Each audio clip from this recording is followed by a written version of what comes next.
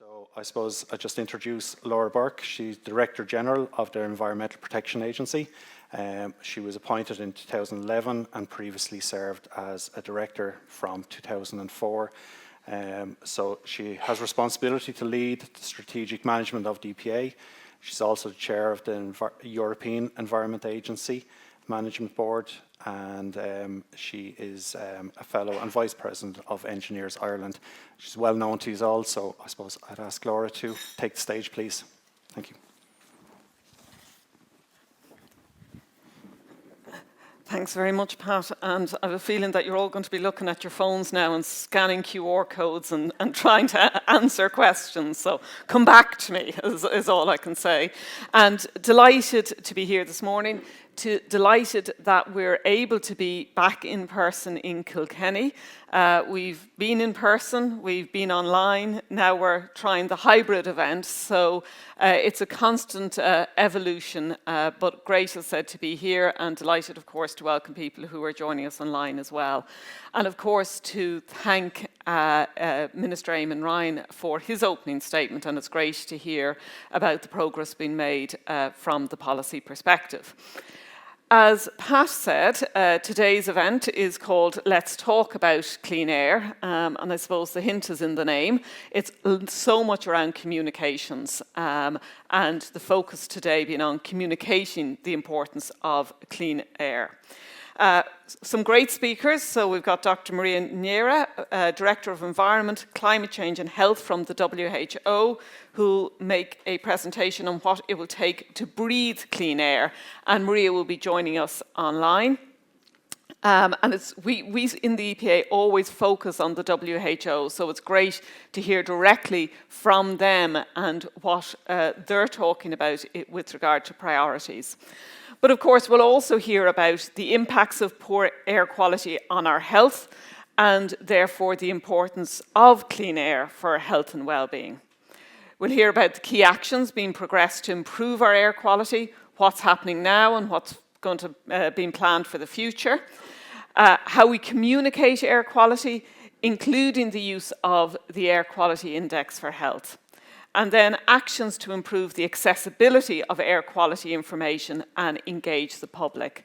And so much of our work over the last number of years has been to highlight the importance of air quality, link it to health and well-being and show that intrinsic link between the two, and then, I suppose, engage and empower people as well. So, clean, fresh air in Ireland is one of our natural assets, but I think, as all of you know, we can't take it for granted. There's a number of really important key issues that we have to tackle that are negatively impacting on air quality. And I suppose the two that keep coming up, nitrogen dioxide from traffic emissions in large urban areas. We've known about this. It's continuing to be an issue. And also, and I suppose maybe something that's less understood or has been less understood in the past, is people assume that poor air quality is in the cities and not think about rural towns and villages. And this issue of fine particulate matter emissions from burning of solid fuels, and ministers alluded to it, in particular smoky coal, turf and wood, in villages and towns around the country. So nitrogen dioxide and fine particulate matter, two key issues we have to address. And I think we all appreciate that poor air quality impacts people's health and the quality of life, especially our heart, lungs and other organs. And as you know, the European Environment Agency has highlighted the issue of premature deaths across the continent and has calculated it for each country for different environmental pollutants. And for Ireland, it really is all about particulate matter and fine particulate matter, causing approximately 1,300, 1,400 deaths per annum. And we also know that this year that heating our homes and our offices and how we travel is going to be a lot more expensive. And also then the choices that we make will affect the levels of pollution in the air. And there may be a temptation to use cheaper alternatives, but they will potentially have a significant impact on air quality. And, you know, I suppose talking about air quality, we certainly recognise that our role has moved on much more than providing data, and data isn't sufficient. It has to be really accessible. And there's two areas that we've really focused on. One has been our air quality web pages, which we've been progressively improving, and I'd encourage you to go and look on the EPA website if you haven't recently. But the other one that we've been, I suppose, very innovative, and maybe those awful words, brave in, has been our air quality report. And we've completely changed, and the team have completely changed the format of the air quality report. It was launched a couple of weeks ago, or in late September.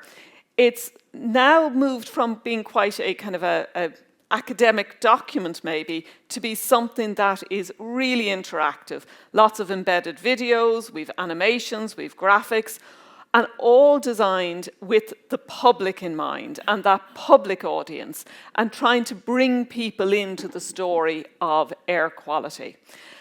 So the document itself and the report is really looks at giving a high-level overview with regard to air quality, but recognising that, of course, we need to give the high level, but also the detail. An awful lot of the links then will give you more of the background information and data that people with, I suppose, a more specialised interest in air quality are interested in. So it's trying to do that combination of public information, but also the data, as I said, that people are very interested in also.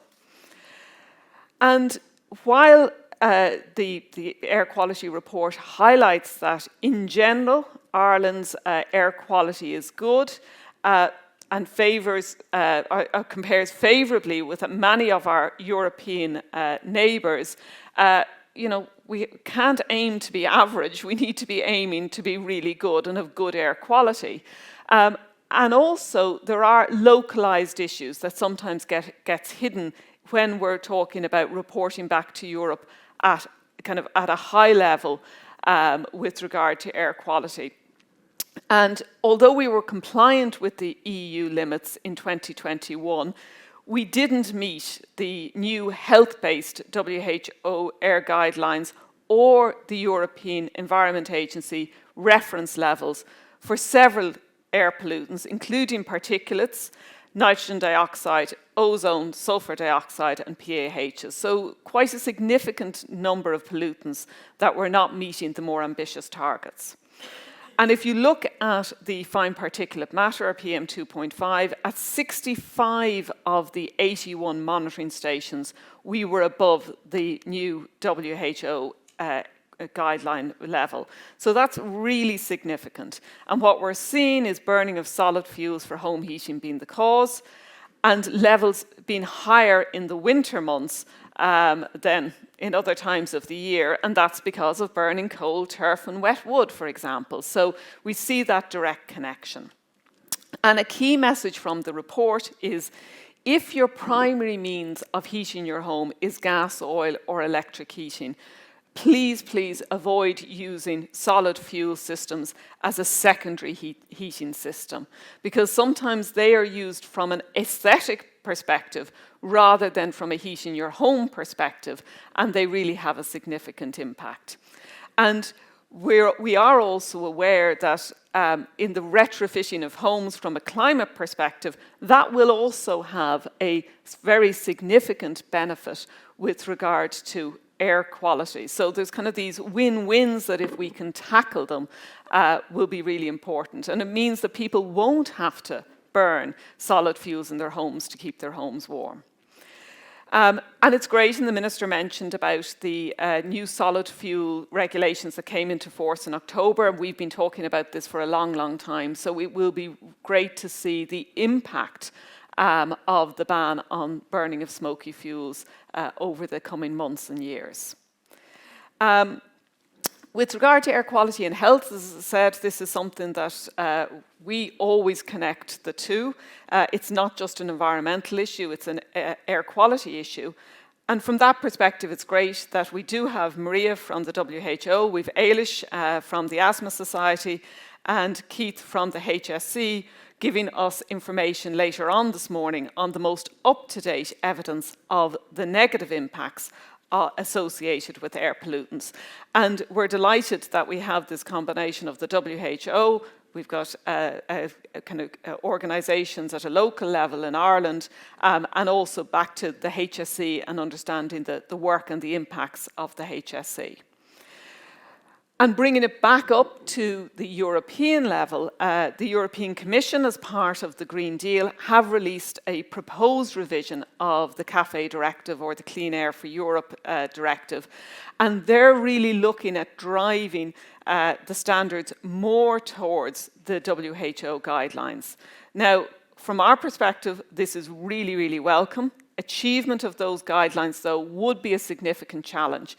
And however significant it is for Ireland, it will be even more significant for other European states, and will require a fundamental change in how we transport ourselves around the country, but also our heating systems as well. But back to this co-benefits, the Minister was talking about it.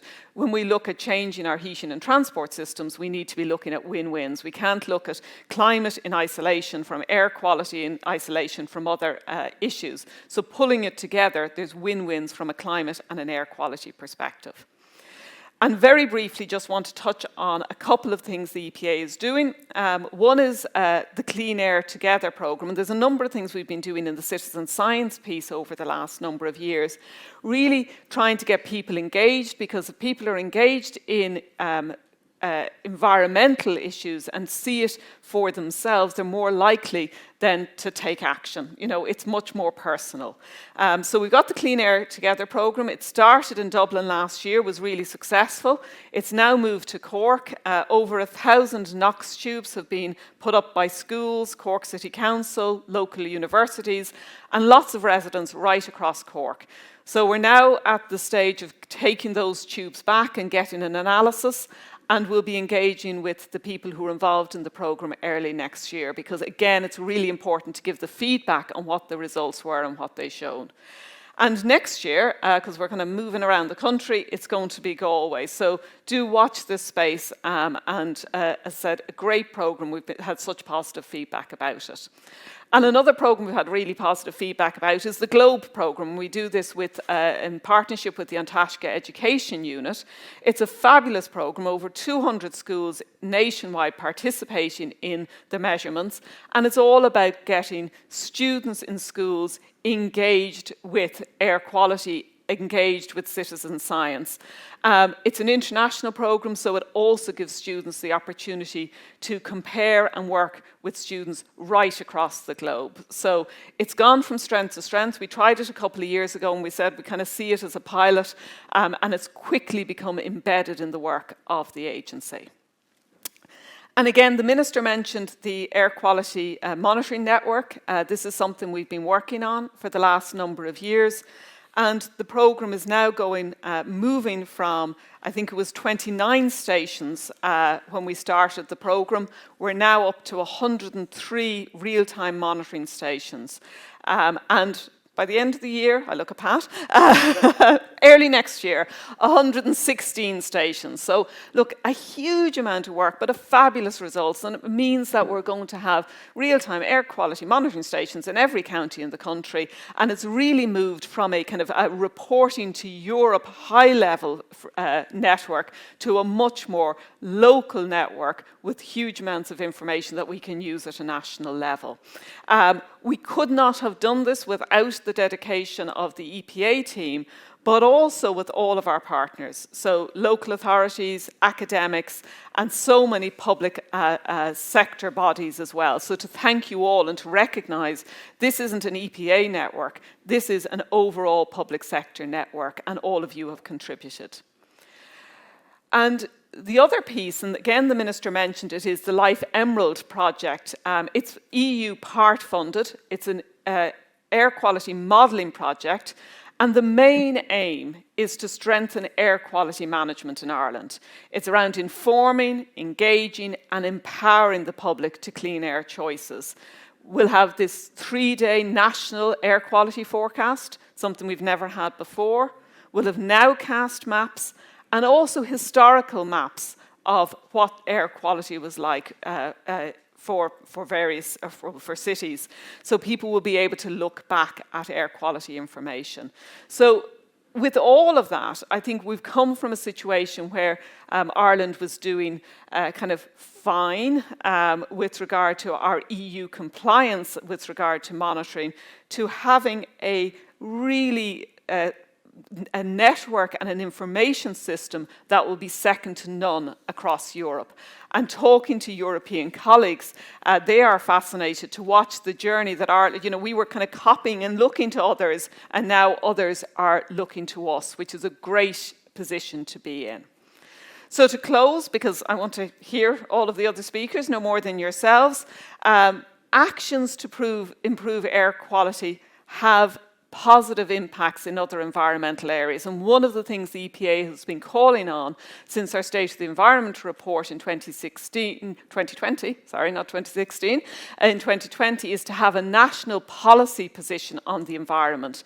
Because what we've been saying is you can't look at each environmental issue in isolation and treat air quality separate to climate, separate to water, etc.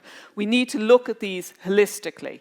And the Minister, a lot of his talk was around climate. So air quality and climate are intrinsically linked.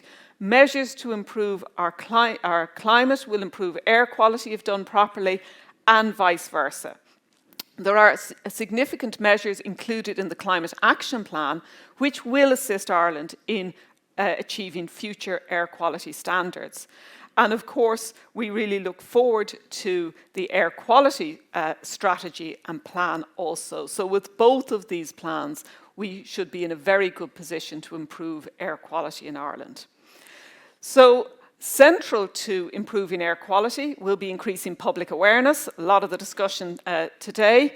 And I look forward to hearing the talks, hearing what we're doing, and hearing as well as suggestions and ideas from not only nationally but internationally. So thank you all, and look forward to a really interesting day. Thank you.